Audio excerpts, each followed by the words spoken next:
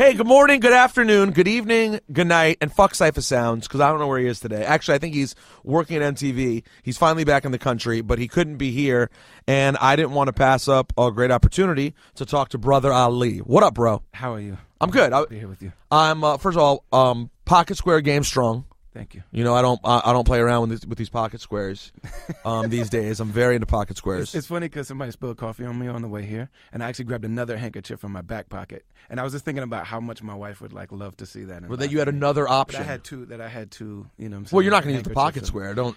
Why would you do that? No, that would be disgusting. And I was just telling Brother Ali, who is the kind of guy to talk to about this because he's got a pocket square, that I'm getting a facial after I leave here. No pause. But everyone lists it as, when I read about it, it's like, it's not exactly pain-free. Right. And when you hear women describing things as not pain-free, that worries me a lot. Well, what in life that's worth anything is pain-free? That's a very good point. That's a really good point when you think about it. It sounds generic, but when you really stop and think about it. I mean, they're going to remove the outer layer of the flesh from your face. The epidermis. It's going to be gone. That's I have these blackheads, and they're going to pop each one. They're going to scoop out whatever nastiness is in my face. And that pinching will hurt. Jess, have you done this before? Jessica, who does promo, and it brought Ali here. Does it hurt bad? It can hurt? It can hurt. See, I just don't like hearing girls say that, because this is the gender that creates children, so their pain threshold is higher than ours. Absolutely, based on survival. Just for survival, it's what's needed. That's right. The human race. If men were to have babies, the human race, one person would tell another person about it. In fact, women are so nuts that they say that after women give birth, the euphoria that comes over them, that supposedly makes them somewhat forget how bad the pain was. And then when they tell other people about it, they're like, oh no, it was a beautiful experience. And the husband's like, what? You almost killed me. But they don't remember, because it's the way the species continues. Yeah. Are you and your blessed wife planning on having babies? We are planning on it. Yeah. We are planning. Do you have? 2. How old are your kids? I have a son that's 16. Wow. Yeah, Fahim. And a daughter who is almost 9. Wow. Yeah. How old are you? I'm 39 years old. You know, they say black don't crack, but on the flip side of that, whitest person ever don't crack either. So I'm here for you to just be, and I mean, I know that you don't need to be told this, right? But a lot of people are very careful with me, because they're like, oh, this is like this, you know what I'm saying? There's this like Muslim imam guy, you know what I'm saying? So they're very careful with me, and I'm really hoping that you won't be. Oh no, I'm hoping that you may ask or say things to me that people usually don't. Well, I will try my best to do that. I'll start here, because we've never talked on an extended interview in any way. We only talked at like Rock the Bell shows. So. You know, I interviewed a few weeks ago for Hot 97. We had Run the Jewels in, and I talked to LP some about his whole path, and I started getting into these thoughts about sort of the different new lanes of hip hop and rhyme sayers, and just sort of the different sects that exist of hip hop. And you've existed in an interesting one. That's right. One in which you've done really well. And in which your name and your look and your brand has reached and touched other places, but in which there's also a lot of hip-hop heads who may know you by name but don't know shit about you, to be honest. I'm guessing of the audience that we have listening to Juan Epstein, there'll be a nice portion who are like, oh, fuck yeah, Brother Ali interview. And then I'm guessing a bigger portion will be like, I know who Brother Ali is, I don't know shit about that dude. Right. So I kind of I thought it was an opportunity to kind of start at the beginning. That would be beautiful. I truthfully don't know, I don't know even what your family's race is. I don't know anything except that you're an albino and you have vision issues as a result, correct? Yeah, I'm almost blind. Almost blind? Like, have you and Ab-Soul ever had a sight battle to see who can see less? No, but it's interesting because his is like a degenerative thing. Yes, he started out being able to see. I was actually born totally blind. Oh, you've actually made a comeback. Yeah. You guys are going opposite direction. Yeah, so I'm on the come up. You know what I'm saying? Yeah. No. And you're two of the best sports I know. I guess you're two of the only semi-blind people I know, and both of you will laugh at it. But so wait, so you start. Krondon can drive. So Krondon is like the other like albino rapper, and he's very like he's Christian. Krondon could drive. Krondon can drive. I got in a car with him, and it was like watching Obama be elected. I was just watching him drive like you're driving right now? And he was like, yeah, brother love, I can drive, no problem. Ain't no thing. But although he's been in like multiple car accidents. Oh, no! It's kind of like, man, you're not, you know. Shout out to Crondon. What a great guy. Oh, he's one of my favorites. And it's not just because we're albino brethren. But okay, so let's start at the very beginning. What is your family's ethnic background? Where are you from? Let's start at the beginning, at the top of the list. So my mother is adopted. And my mother. You just wanted to make it confusing off top. It's you know it is to a degree. So your mother's ethnic race in general is a really is a much more complicated thing than we understand. Well, that's why I love throwing in the albino part of it, because it really screws with what race means. Yeah. When you have someone whose race is sort of eliminated because their coloring is eliminated, but it doesn't change what their family's background and cultural upbringing is. Absolutely. Well, okay, so you have all these different things together. So my mother's adopted. Okay. We don't know exactly what she is. She used to just tell us all kind of stuff because in those days they had closed adoption. And so you didn't get to go, you never knew who your parents were. The records are sealed. So she used to tell us everything, and a lot of times she would talk about being Native American. But I really think that she was guessing. I know that she had dark hair. She dyed her hair blonde. She was adopted by a Norwegian family. Okay. In Madison, Wisconsin. Both of my parents are from Madison, Wisconsin, which is probably one of the whitest places in America. That's a fact. And I didn't really, but I moved away from there before I really was old enough to get a relationship with that place. And so when going back there, as a touring musician, now I start to, and they kind of claim me because I was born there. Sure. They also kind of claim us because we're from Minnesota, from Minneapolis, and like a lot of Scandinavian people are there, so like Norway and Sweden. So in Norway and Sweden, so if I look at like my biggest cities where I sell and stream music, it'll be like Minneapolis, Chicago, LA, Boston. It'll be like those kind of markets, and then like fifth or sixth will be Oslo. You know what I'm saying? Like that is hilarious. It's crazy. Like they really claim us, and it's kind of beautiful. Yeah, but I'll take it. Yeah. So my dad's white. Okay. He was. Both of my parents passed away young. Okay. Yeah, my father. They both passed away young. Well, yeah, it's like young adults. Younger. Okay. Younger, yeah. My father died of suicide, as did my grandfather. Wow. My mom died of cancer. Okay. Young. Like she didn't, I don't think she was 50. Okay, wow. Yeah. So they were from Madison. And so now me going back to Madison, I'm like, oh, I understand why we had so much tension. Because you're basically like raising a child who's raised in another country. Why? Just because of what Madison is like as a place? Yeah. So, I mean, Madison is just really like, if you think about Leave It to Beaver white. You know what I'm saying? Like Madison was like that, especially when they were growing up there. It was also very liberal. They had like. Well, that's what makes it sort of interesting. It's a and you don't need headphones unless you want them. I just want to be able to keep track of what's going on. Obviously it's a college town, and it's a place with a lot of educated people, and as tends to be the way in this country. One of my favorite things is no matter what state you're in, you could be in the South of the South. When you get to that college town, you will usually find a liberal hotbed. That is generally how it goes. This is true. I know people don't like to hear this, but generally speaking, the very, very educated tend to be a little bit more open-minded politically. So in spite of Wisconsin's whiteness, there's still a diversity of thought in Madison, I'm sure. Inside the city of Madison, if you go 20 minutes, like Chris Rock has been saying in his new routine, he said it in Minneapolis the other night. He's like, if you go 20 minutes in any direction, right, it's bad news. Yeah. So my family moved a lot. My father was really struggled with addiction, and he was a fundraiser, but he was kind of a con man.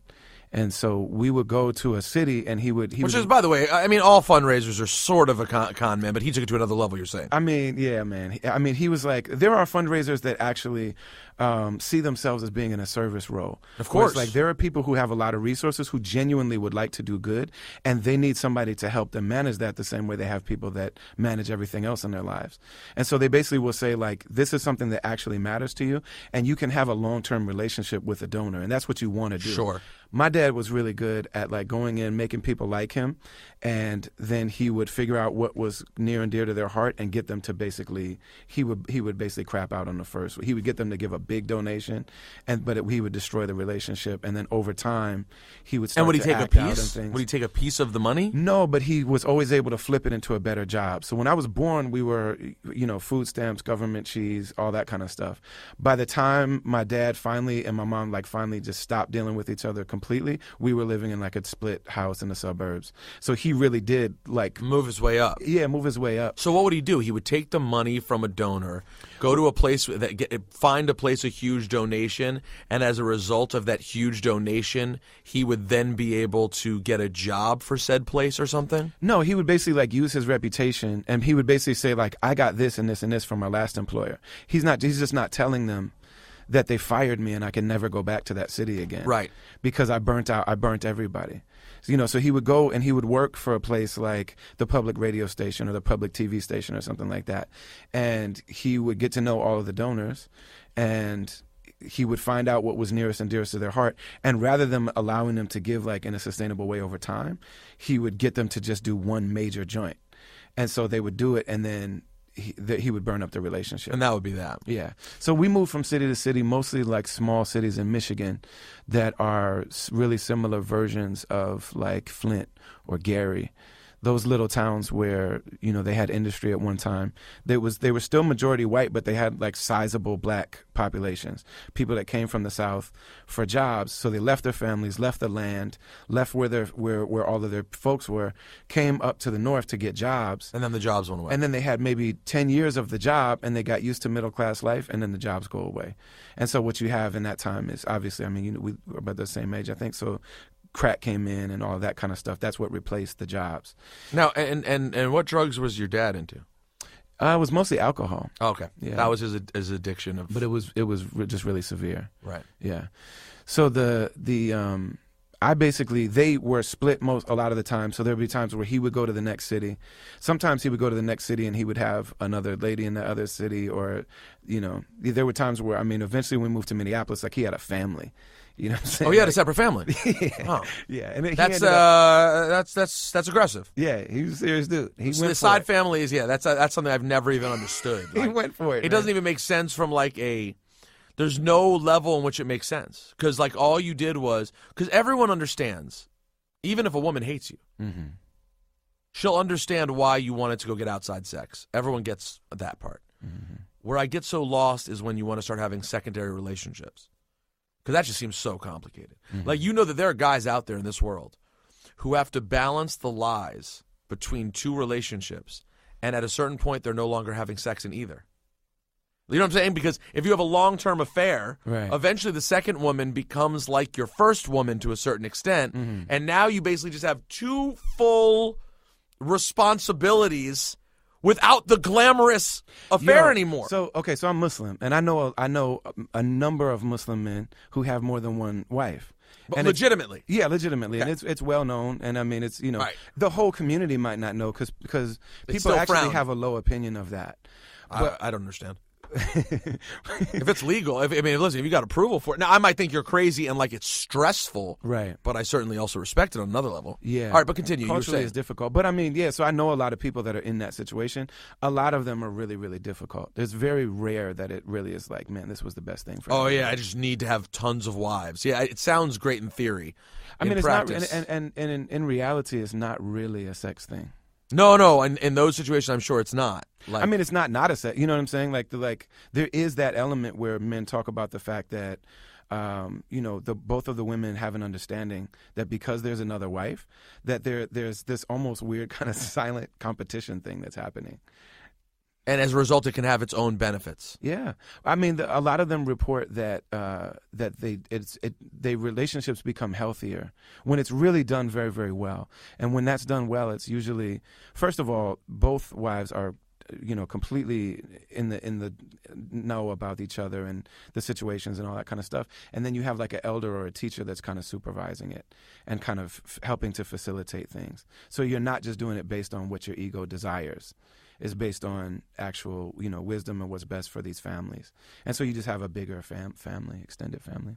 That is a whole That's a very interesting process. I'm not built. I know what I'm built for. I can barely satisfy one woman. The idea of trying to satisfy a second seems impossible. Let's not jump ahead though. Let's go back to you being born. Yeah. So did they? First of all, did you have any health issues? Like, what's it when someone who is albino and has the sight issues that can often come with that is born? What is that called? How is that viewed? How are you treated? What was the situation of your birth? I was treated horribly. I mean, honestly, like my parents were really sweet. My mom was really sweet. But I was treated really horribly, and basically, I would show up in a new place because we moved every year, like I said. So I would show up in a new place and basically be completely harassed and ridiculed, and the people were just genuinely really cruel, especially kids. Like I have a song on my new album where I talk about I showed up at a new city one year. And this was when like AIDS had just started to be talked about a little bit, and I had an Adidas sweatshirt on because I was like a hip hop. I know where this is going, and I don't like it. Yeah, yeah. So I walked into class, and somebody was like, "Who? Like, why does he look like that?" And some expert that's 7 years old or 8 years old was like, "He has AIDS." And that just became, it's like alternative facts. Like that just became the reality. Did you go to school with Donald Trump? Total AIDS. He's got AIDS. It's confirmed. Bigly AIDS. Trust me. No one's got more AIDS than this guy. Everyone's talking about Brother Ali's AIDS. It'll make your head spin. He's got AIDS so bad it'll make your head spin. Believe me. That was really good, man. I felt like I was in the room almost. So they see your Adidas sweatshirt and they're like, Adidas more like AIDS. Like it even says AIDS on his shirt. And they're like, no, it doesn't. It says Adidas. Nobody offered that. There was nobody. No one reasonable. There was no Rachel Maddow in the class. It was like, excuse me, it actually says Adidas. It's a brand. Yeah, they're like, it even says AIDS. And so actually my name for the year at that school was AIDS. Oh, that's a nice People nickname. didn't know my name. And I didn't realize how cruel it was until... Did you ever consider making that your rap name? Young AIDS. Lil AIDS. Or Lil AIDS. I'd probably go with Lil. Yeah. Okay, I feel you. Now that's an extreme of bad nickname, but like, was it always something? Like, were there other... would people just call you Whitey or Ghost? Like, what would people say? Not necessarily, but with white kids, it was really cruel. And so there were people that would say that like my parents were... And I meant Whitey from white kids too. I didn't mean that as a racial term. I was just trying to think of what you would call someone who's really white. Yeah. No, not necessarily. It wasn't really it wasn't that. So people would say that at one of the schools it was like, well, his parents are brother and sister. Got it. And then another one... And that is not true. No, okay, it's not true. Got it. I was trying to learn some science on the show as well. No. It's a genetic condition that is most common in East Africa, and in Africa in general. There's a higher number of like albinism is a lot more common among African people, but then also it's obviously a lot more noticeable. And so there's a thing in the African diaspora wherever I am in the world. African people are always like, that's ours, like that's our kid. Or that's our person. Because albinism is that common, much more common. Right. It would be similar. I'm trying to think of like an equivalent, like so for like Jewish brothers and sisters, it's like, it's like, he went to camp. You know what I'm saying? Sure. Or like he had a bar mitzvah. It's like there's a similar thing where it's just like we know what that is, we recognize that, and so we know that we know the sun is tough for you. We know you don't see very well. We know you need help seeing, and so African people have always just. So how long were you blind? I don't remember being blind, so I think it was just when I was first born. I think it maybe just took a while for my eyes to come to life. And can you describe even now what your vision is like? I don't have anything to compare it to, so I don't know. That's a good point. Yeah. So like, is I don't know. Now maybe all of this sounds stupid, but like, is it dark? Like when you're looking out, no, it's very bright. So bright. So there's three different things going on at once. So one of them is that just the vision is very, very low. And then another one is that I have extreme sensitivity to light. So like you're sitting in that chair, I sat in this chair because the light's not shining on it.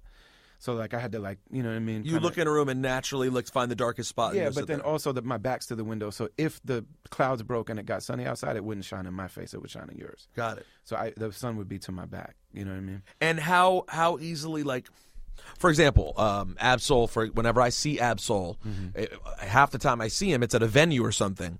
And when I see him, I always come up to him and say who I am. Yeah. Does that help? Like, Absolutely. do you like if you see someone who you've only met a few times, but you know them because they're a colleague, another rapper or something? Do you kind of? Are there situations sometimes when you're like, I don't know what the fuck's talking to me? It's too dark. All the time, and it's not darkness. I'm saying like, it's brightness. Yeah, it's brightness. So it helps if it's dark. Yeah, but also there's a contrast thing. If it's too dark, it's very, very dark, but then there's a bright light.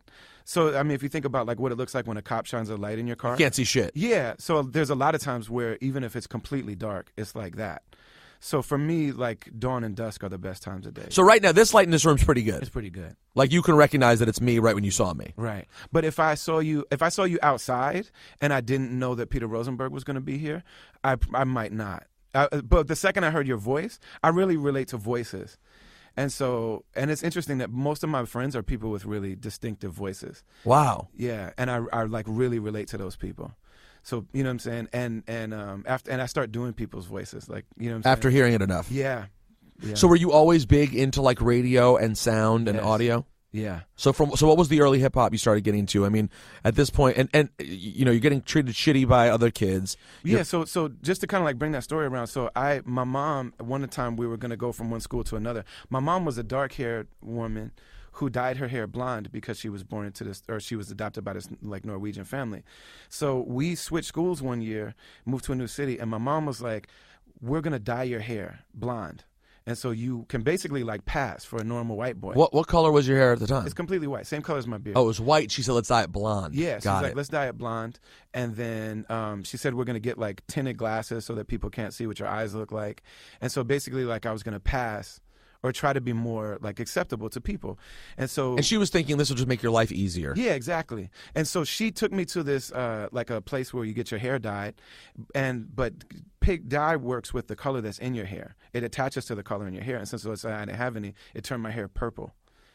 Like my hair was like completely If I had purple. my instant replay right now, I'd play "Congratulations, you played yourself." Exactly. Okay. Yeah. So I'm like, this is not better than white. So finally, I had to go to like this they took me to this really expensive place, and we did not have money for that. It was a major like argument between my parents at that time.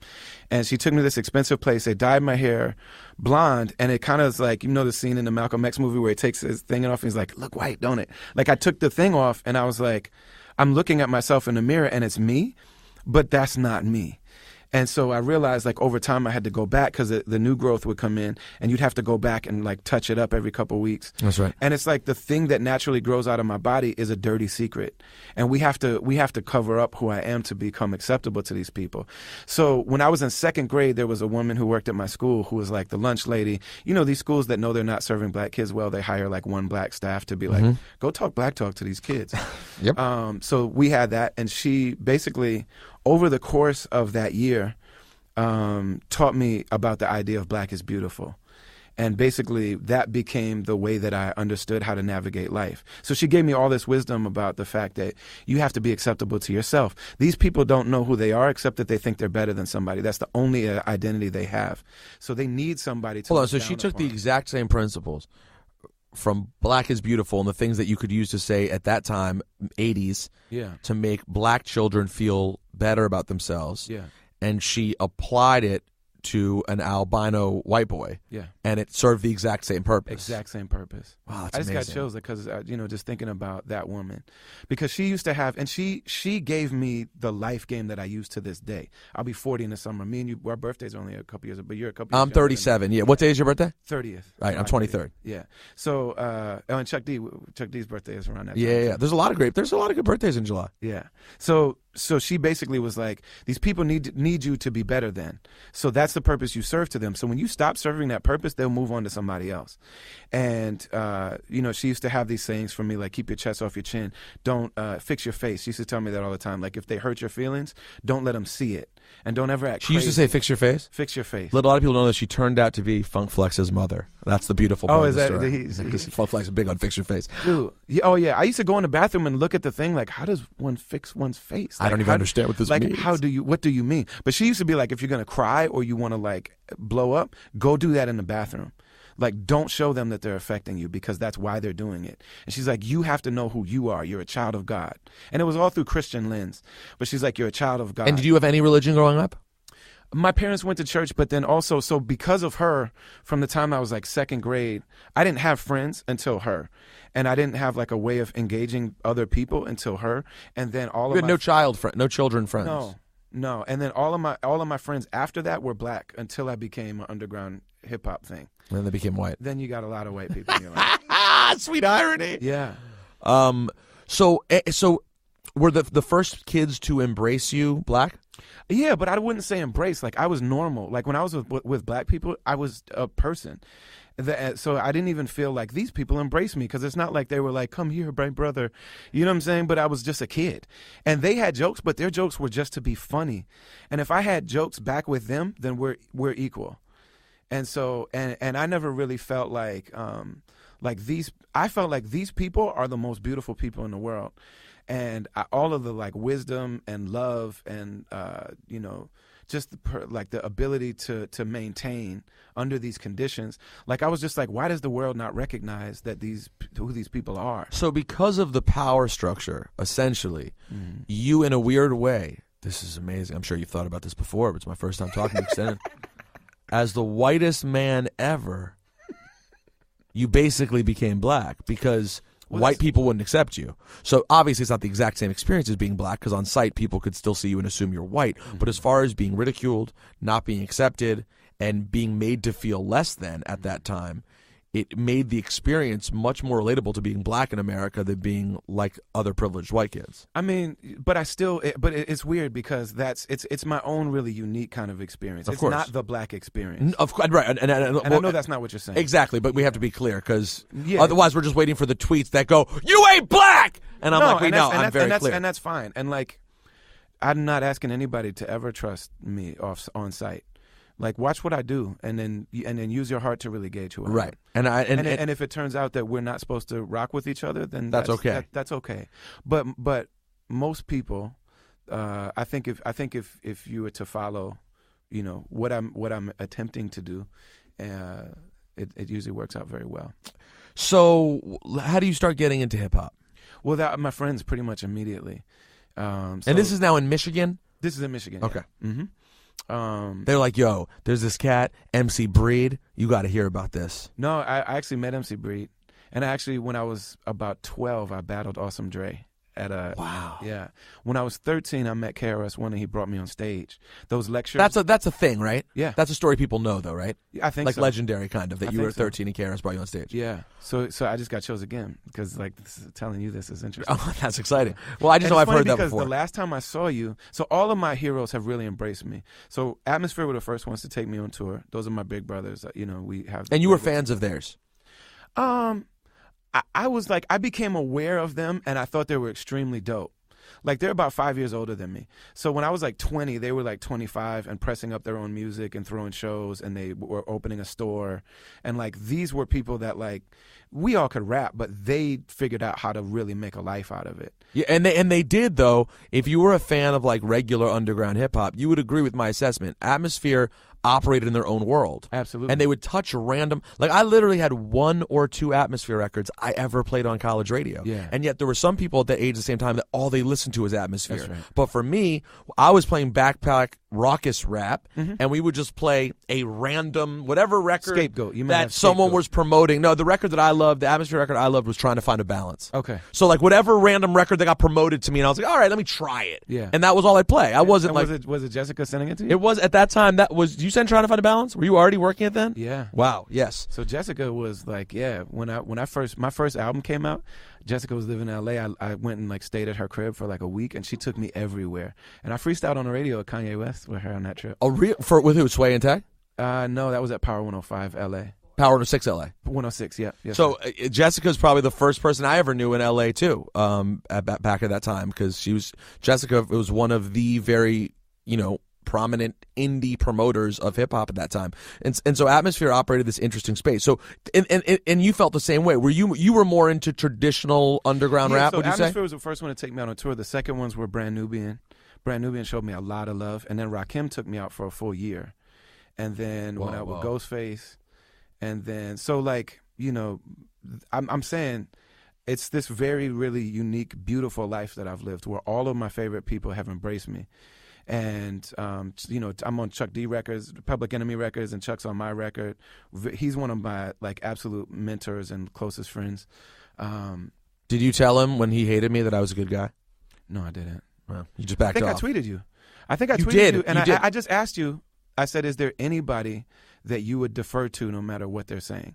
Is there anybody? You sent me a great tweet. I forgot about that. You sent me a very... I actually love you. Oh, thank you. Yeah, And I love you too. You sent me a very kind, thoughtful tweet that said, it was very nice and telling of who you are as a person, because instead of doing what a lot of people did when I got into this thing, which in the history of my life is very microscopic because it was very quick. Yeah. And me and Chuck were personally fine in a very quick span. Yeah. But for a very certain sect of audience who was already apt to not like me, it was like the I knew I didn't like you moment, right? That was like out there for everyone to have. And instead of you doing what a lot of people did, which was I had a hunch you might be bad, you went the exact opposite and sort of reached out in a way was that no, I assume you're the person I always thought you to be. Mm-hmm. Maybe you should think about it from this perspective. Yeah, respectfully and lovingly, I think that was a misstep on your part. It was. Well, it was. Yeah. I mean, and that was the sort of the difficult thing is that, I mean, it wasn't my only one, but it was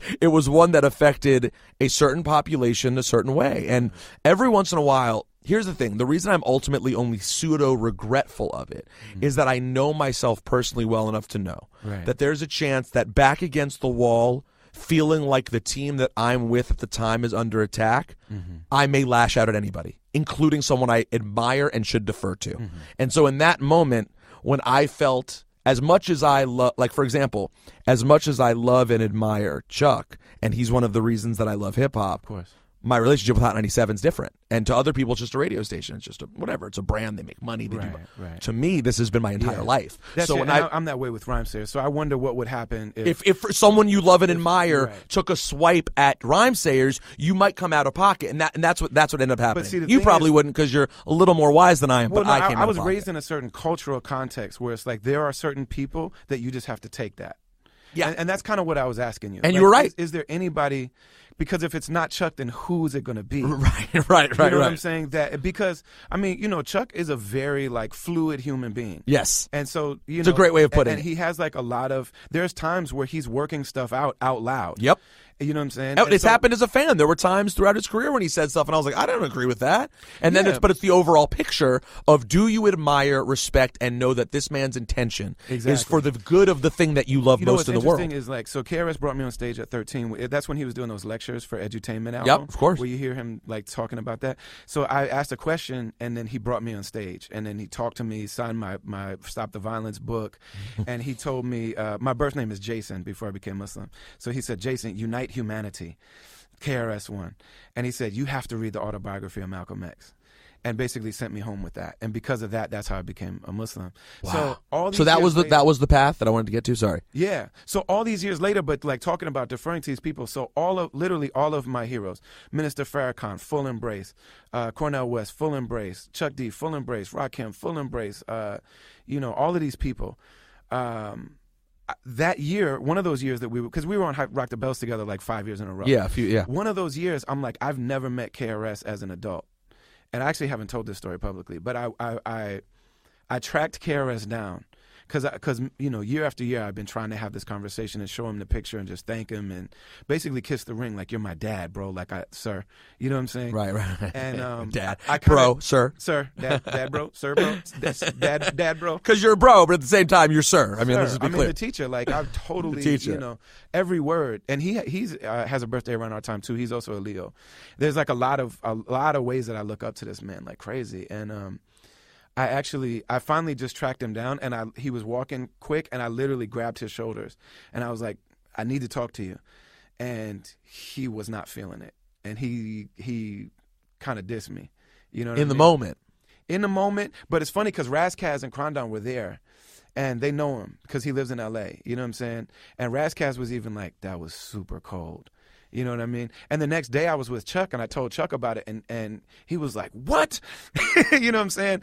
But you approached him in a moment. It was just a moment. Well, yeah, and the thing is, KRS does not have to. I don't have I'm not entitled to his love and respect or even his warmness. And he doesn't have to receive that. I have to do it because it's the right thing to do. So I have to acknowledge him, and I have to defer to him, and I have to, pay the respect and basically check in with him as the cultural figure that he is. He does not have to accept me. You know what I'm saying? What happens when people try to approach the Jewish elders to become to convert? They might reject you 3 or 4 times. You know what I'm saying? And it's like they don't have to accept me. So in that moment, but it's one of those things where, because I was raised in that cultural context that basically says there are elders, it doesn't matter what grandma says. It doesn't matter if she's right or not. You know what I'm saying?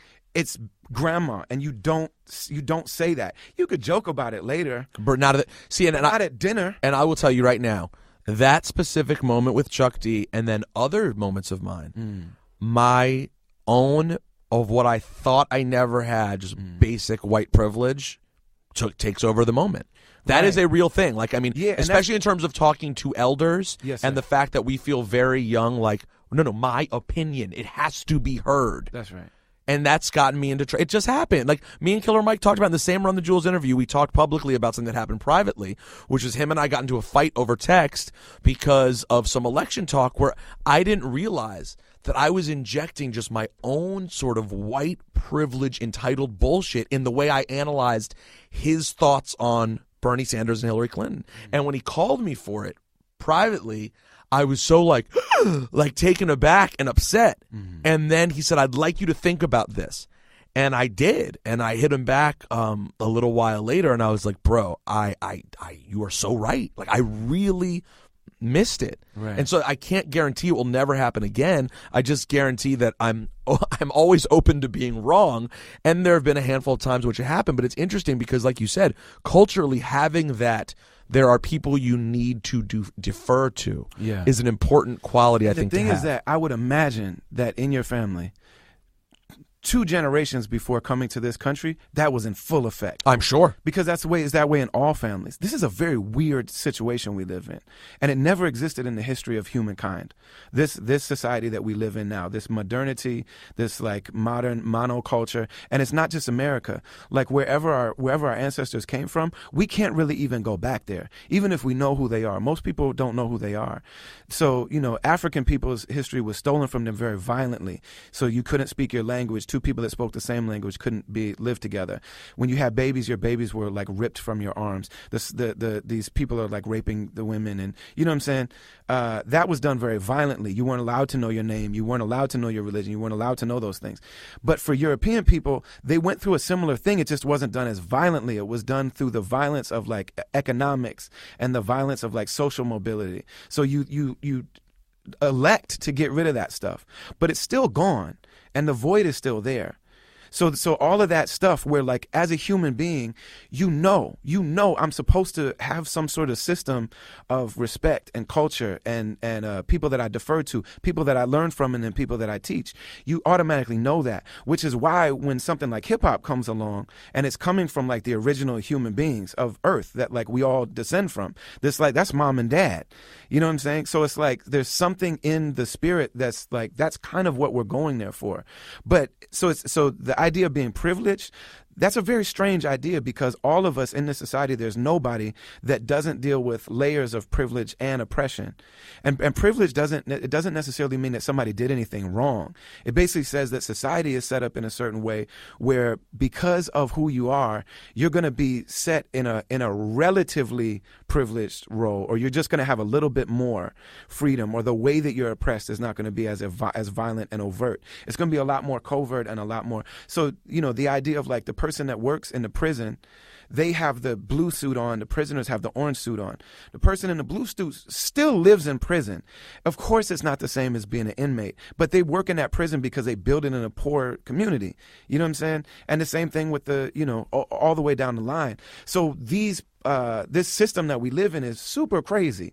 And so there's no reason that you should know that. That's something that's been robbed from you. You know what I'm saying?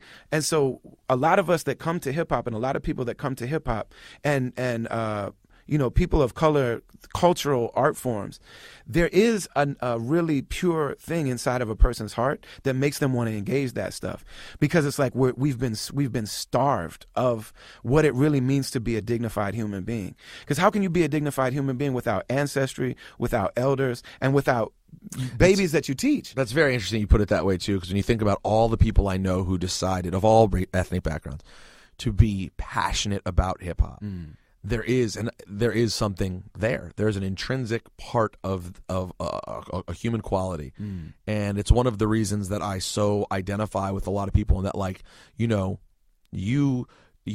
could meet my brother, could meet X other person I know from another background who loves hip hop, and there's a common bond, and such a part of it is, it's wanting to explore, and it's wanting to know better, and wanting to know these things that, it feels like culturally we don't have. Right. It's interesting though, because I was just thinking about it as you said it. The Chuck D thing was like I said, one thing that I feel terrible about. In fact, like they're writing an article about me for my my University of Maryland alumni magazine. And they sent me the rough draft of the article, which I didn't like in general. Like in general, I'll be totally honest, and I wrote the writer and I said, I just don't like this. It kind of, the theme of it, and I'll be quick because you're much more interesting than I am, and I don't want to ramble about myself, but I also like being around smart people who can engage. The theme of the article is basically like, I'm a provocateur and I like stirring things up. And I'm like, it's just inaccurate. Like, that's not actually who I am.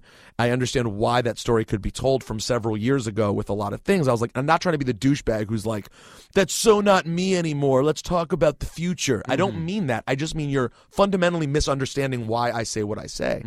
And they talked about the Chuck D thing, and I specifically was like, I really wish that wasn't in the story. It's like not a thing that I am particularly thrilled about being written about. And they didn't write anything initially about my rant against that cop last summer. Right. And it's funny, that privilege reared itself in two opposite directions, right? In the case of Chuck D, it sucked. It made people be like, you are a dick, and how dare you not show respect. Yeah. I used the same bit of, I can say whatever I want to anyone, to a police officer to yell at them about why they didn't see the death of Alton Sterling a certain way. Right.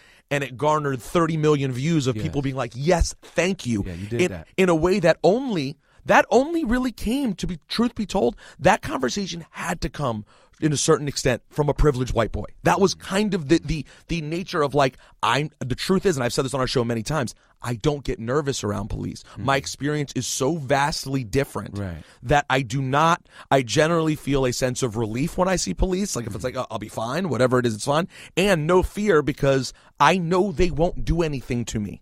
Because I know they know. The consequences. Or that there are consequences. Right. And ultimately, the way it's supposed to feel, the way that black people never feel, which is, I'm the boss of you. They've been told you can't feel that way with the police. Right.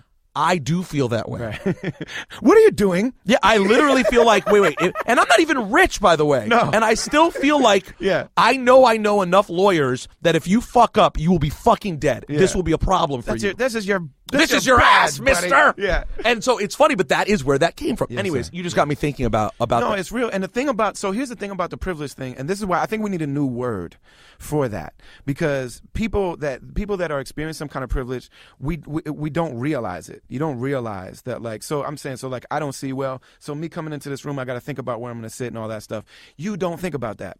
It's not your fault you don't think about that. You know what I'm saying? Right. Well, privilege makes it seem a little bit more intentionally nasty. Exactly. And the thing is that, and it also makes it seem like you're actually winning.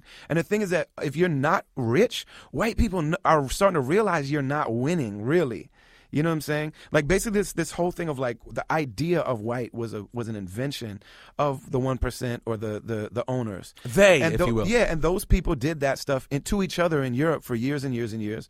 And then they basically realized, like, oh, if we cut these poor landless people in, even just in spirit, they'll go and actually conquer the whole freaking world on our behalf. And we don't have to really give them any of it. We just give them a little bit so that they can just kind of taste it. But they'll never be in charge of anything. You know what I'm saying? We just give them a little bit and give them a little bit more than everybody else. And so create these, like, hyper-competitive societies. If this society wasn't hyper-competitive, the privilege would go away. You know what I'm saying? It's the fact that we're competing against stuff, and that's what makes it privileged, because of the fact that, like, we're all competing for the same whatever. Yo, listen, brother, like, I'm going to tell you something right now. You may be blind, but you woke than a motherfucker out here. You see everything. The third eye's open. Your two eyes might be closed, but the third eye's wide open. Snap, snap. Okay, now, you KRS brings you on stage, and this is all part of, like, how did you when I remember your early records, and I can picture some of them. Did you put them out yourself, or did you have an indie label that put them out? I had a tape I had a demo tape that I made where I'm rapping as much like Common and Kweli and Mos as I could. Well, of course. Kind of went without saying that you were going to go that route. Yeah, of course. And I recorded that on my own. Rhymesayers ended up putting it out, but it wasn't like a full official release. So you've always been Rhymesayers? Yeah. I mean, you know, I started rapping at probably like 7, 8 years old, like at that when I basically met the world, I've always rapped. And I knew that I wanted to be a rapper, and I knew that I wanted to be a preacher. And so I've always known that. I'm one of those people that have like, it's never been a question about what am I going to do. Oh, do you preach as well? Yes, sir. Yeah, I'm an imam. You're an imam? Mm-hmm. Where? And, I go around, the country and around the world. And then also I have a small community in Minneapolis. It's a very small, like, budding kind of community project. But the mosque in the black community where Keith Ellison, his mosque. Oh, wow. I actually helped build that mosque, and I gave the first sermon there. And are you close with Keith Ellison? We're in each other's phones. We're definitely friends. We give each other gifts. He's extremely busy. His son Jeremiah is actually running for mayor of Minneapolis. I didn't even know Keith Ellison's that old to have a son who's running for mayor of Minneapolis. Yeah. How old is he? Keith is in his 50s. Okay, got it. Because it's funny because on the landscape of politics, he's sort of a new name, if you will, in terms on the big scale. Yeah, he might be actually late 40s. Wow. What was going out with Rakim like? It was so beautiful. It was such an amazing experience. Is he always as nice and cool as he seems in the times I see him? So he is like the best of the 5%. He is the best. Like he's not interested in dissing anybody. He's just very clear about his own royalty and divinity. And he treats people like that. So he sees it as his job to host the world. And he's always like that. I mean, it's like, man, he was so beautiful to me. The first time I went out, I was just opening, and that's when Kid Capri was DJing for him. And, so we were in a van following their tour bus. And then the second part when I went out, he was like, no, come be on the bus. I want you to be with my family. Wow. His blessed queen, Fee, actually opened up to me a little bit. And then they were like, Fee don't like nobody. His whole crew was like, Fee doesn't talk to anybody. But when I got on the bus, like I said, I was raised right. If there's any good in me at all, it's because I was really raised very well. So I got on the bus and I was like I went, we had a stop where actually I was laying in my bunk, and you never open the curtain in somebody's bunk. That's like rule number one, because you could be doing anything in there. And you don't have any space, so this is the only space you have, right? It's the only privacy you ever have. So Rakim comes and opens my curtain, and I mean, I'm just laying in there listening to, my iPod or whatever. But he goes, yo, Ali, we going to Walmart, man. By the way, what a strong Rakim impression. So we get out, we go to Walmart, and I go in there and I'm like, all right, check out how I was raised, right? So like I go in there and like I buy them pillows. Like they have the back lounge of the bus. So I'm like, I'm gonna buy them pillows, and I bought them like all this kind of little stuff like as gifts, you know what I'm saying? And I didn't give it to Ra, I gave it to his blessed queen, to Fee. So I gave it to her and I was like, hey, just wanted you to be, you know what I'm saying? And she was like, okay. So like over time we got cool. And he taught me a lot. We also talked about theology because I'm an Orthodox Muslim and he's a 5%er. But I the first time I heard the word Quran was from him. The first time I heard the name Allah was from him. Of course, from the music. Absolutely. Yeah. And so we're having these conversations, and we actually had that conversation in front of his wife and his son. So that's very, like, I had to navigate that very respectfully, because we're talking about the nature of divinity. And so there's a good chance that when we get to the end of this road, we're going to have to agree to disagree. Right, because you have different paths. Because it's different. But we actually got to a place where at the end of that conversation, we agreed. And we were able to... Have you heard Rakim's appearance on this podcast? Yes, sir. Oh, you have? I did. Were you a fan? Did you enjoy it? I liked it. What did you feel like I feel like we left you missing something? No. Or you knew a lot of it, I'm sure, as well. I knew a lot of it, but what was interesting to me is that Ra kind of... he like loosened up with you guys. I know. And I really appreciated that. After like 30 minutes or so, I was like, he started actually kind of like... He got loose. I know. Yeah. It's so funny. He very rarely does that. It's funny. Yeah, I'm just so... When you talk about like, the way that you speak about the forefathers of hip hop, I probably talk with a different sort of... I probably talk in a different way about him than anyone. Not only because of... And again, that's not just because of the music. It's because of the way he carries himself, right? Absolutely. He is a king. That's right. You're right. The way you described it was just right. We've heard all of this stuff to the point where it's cliche and we joke about it and stuff like that. But I'm saying in West Africa, and you have to really like go to West Africa to know this, but you know, the Mandinka people are real, it's an amazing lineage of people, and the Fulani people, and like these people are royalty. Like the way that they live, even the people, like obviously not everybody's a king, but everybody lives with this like really sense of royalty, and they conduct themselves. And basically, what royalty means is like chivalry. Like you have a certain code, and you have certain ethics, and you have certain etiquette. There's a certain very masculine gentleness with which people engage each other. And so Rakim is a descendant of that. And many times, like, there were straight up people from royal families that were kidnapped and enslaved. So, like, if one group of people fights another group of people, you know, there was a percentage of the Africans that were brought here in bondage that were conquered by other African tribes and then sold into slavery. Because slavery pre-America is super different. Like, they didn't know what they were selling people into. Like, they didn't know that, like, you're going to lose your name. Right. You're going to lose your entire history. Most people were...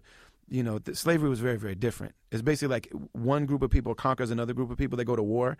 The winner, instead of killing everybody, is just like, you work for us now. You know what I'm saying? That's what that basically was prior to the modern world. But he's royalty. No. There's no like he is. Well, and it's the way he listen. It happened so early from like the first time I ever met him. The way he treated me personally was so unnecessarily respectful and kind. Because he knows that he is a king receiving his constituency. Yes, exactly. And leaving you, and he's hosting you. He could come to your house and he will host you in your house. Right. And you will know it. And I'm saying, you could be giving him gifts and you could be showering him and stuff. He will always be hosting you. And that's what makes somebody a king, not the fact that he would talk down to people. A lot of people think, and this devil that's running the country now, they think that if you talk down to people, that's what makes you a boss. You could be a boss all day. That man's a king because he's always the one who's caring for you, and he's caring for you like he's your dad. Right, you know right. What I'm saying, believe me, I would really love for you to meet Minister Farrakhan. Well, if you want to arrange to have him come up here, we've definitely had the conversations. I know Ebro has a relationship. We've had relationships. We've had other of his disciples on the air with us. We've never had him come on. I talked to Ninth Wonder about Minister Farrakhan, and I really was like, man, I kind of wish I could be there. When we talked about it on podcast? You asked Ninth, who's your favorite leader? Who's your favorite black leader? And he said the minister, and I think that's true for most people in our generation. I know, and there's a lot of conversation to be had there, and a lot of education, I'm sure. Yeah. But I guarantee if you meet him, I challenge you not to cry. I challenge you to meet Minister Farrakhan and look in that eyes and have those eyes look at you. See if you don't cry. Really? Won't cry. He will melt your heart. Yes. Because he is love personified. Love personified. I've seen a lot of people with him. I've seen a lot of like really, really tough people. When you go around Minister Farrakhan, you're not tough. And it's not because he's intimidating you. It's because he loves you in a way that will change you. That's almost intimidating just to even hear about. Yeah. By the way, on a much less important note, but related to Rakim, my agent, when he heard the podcast, and he's a young kid, he knows about Rakim. He just knows he's supposed to love him, but like he doesn't know his music like that, right? Yeah. He just came away quoting how often he came up to me, and I was like, "What do you think of the podcast?" And he was like, "No doubt, no doubt." And I was like, "What do you mean?" He's like, "That's the whole podcast." Rakim just everything says, "No doubt." Word up. You know what I'm saying? Yeah, he's the greatest. He is the greatest. Yo, Ali. Yo, we going to Walmart, man. Yo, that meh is exactly right. Hold on. And then at one point he goes, I asked him about like knowing some rapper. I don't remember who it was, some legend. And he was like, I want you to say it. But he was like, yeah, I saw him and, he hit me with that what's good rhetoric. Oh, he's the best, man. He is truly a king. Hey, I know. I saw A$AP Rocky up here one time. Yeah. He came to meet him with Angie. Yeah. Yeah, and Rock came up here watching. Like I already loved. Like how can anybody not love Rocky? But when Rakim walked in the room and he called his mom, Rocky, and it was like, mommy, guess who's here? Like he was a, you know what I'm saying? Oh man, see, that's the good stuff, man. I know, man, and that's what this is about. And there's so much more of it than people even realize, because we all get caught up being so critical because we love it, but sometimes you just got to sit back and appreciate, man. I wish it's a whole nother conversation, but I wish that New York embraced the ASAP mob in general, like appreciated the lineage and how real New York hip hop they are. Absolutely. But they get so caught up on it not sounding the way they remember New York hip hop sounding. Yeah, it's interesting that New York is the hip hop mecca. And it's very similar to actual Mecca. So the people that basically run Mecca is this group of people who kind of had like this reformist movement where they, you know, for 1,000 years, Islam was understood that there were multiple interpretations of the religion. And as long as your methodology for interpreting it was sound, it was understood that, like, I have an opinion, Imam so-and-so also has an opinion. And he's an Imam by consensus, and his methodology is right, so his opinion is valid. It's not the one that I choose. You know what I'm saying? That was over 1,000 years of Islam was like that. Then the people that the British and the Americans put in power in Saudi Arabia, they basically have this, like, there's one Islam. And if you don't believe that, you're technically not a Muslim to me. And so I can kill you. And, you know, and you're an apostate, which is actually worse than not being a believer in the first place. And so they shed a lot of blood, but they have a certain way of thinking of things that's like, there is one Islam, and it's the Islam of us. And unfortunately, New York has a lot of that. Yeah, and imagine it's not the artists, and it's not the people that created what you love. No, it's not them at all. It's followers of it. It's followers of it. It's not Premier. It's not. It's not Kane. It's not any of them. No, it's not Kaz. Frankly, it's not even Mel. people. It's not even people who continue to be active in the culture that much. It's people who actually weren't as interested, and as a result, because I always say, you know, if you're really interested and passionate, you continue to grow and appreciate more. It's generally people who checked out. Mumble rap when we went crazy for bum stickity bum hun. I got that old parumpa. I could feed my have a full fiddly dum. Like, we were like, this is crazy. My brother had a theory the other day. We were hanging out, and he just went on this whole tangent to me about how when you think about it, you can make a lot of comparisons between Migos and Das FX. Yeah, and which I almost thought wasn't giving Migos enough credit, because I think Migos is much more coherent than Das FX. And I think they're even more influential. Like, Das FX led to people jacking their style. Migos has affected the way everyone raps. Absolutely. New rappers rap. Absolutely. But anyways, listen, you are one of the very few people that when I say we're going to do part 2, okay, Jess, the next time he's here, we have to just continue. You do say that to everybody. I would say it to everybody. And I be honest, I mean it most of the time. But in this case, because you're with Jessica, I know we can actually get it done. Yeah. Most people, it's like, am I ever going to hear from them again? Now, listen, if I get your number and text you, and I don't think if I have your number, will you see, or do I have to call you? I would like to be a friend to you. I would like to be friends. I'd like to be a friend to you. But will you actually be able to see my text messages? Yeah, I have I got the big phone. You have the old lady phone? Hey, hold on. Are you still 612? Yeah. Dude, I might. What's the last digit? Let's see. Hold on. I'm sending you a text. We'll see if your phone lights up right now. Okay, it's in my jacket. The last number was let's see. Do I still have your same number? A 5. Yeah. I think I still have your phone number. Okay. I'm just a bad friend. Brother Ali, the album comes out next week? May 5th. That's a month. Yeah. So we have a full month. And what's the name of the new album? All the Beauty in This Whole Life. And I really hope that people, after hearing this, and I know many of you will go back and check out his entire catalog. He sounds really peaceful when he talks, but he raps rather aggressively and awesomely throughout. So I hope you'll go back and check it out. And I hope you'll tweet him or Instagram him or whatever and let him know that you heard him on this podcast. We appreciate you coming by, man. I really appreciate it. And when I say we, I'm speaking for Ciph as well. Shout out Cipha. I was hoping me and Cipha were going to be able to talk. Oh, you guys would. What? Next time, you guys will have some serious. No, I know he has zero idea who I am. He probably no, he'll know you by name. He'll be one of the people we're talking about. Oh yeah, he'll be like, yeah, Brother Ali. Yeah, and he'll see a picture like, oh yeah, as he's eating a salad during the show. Right. Thanks, man. Thank you, brother.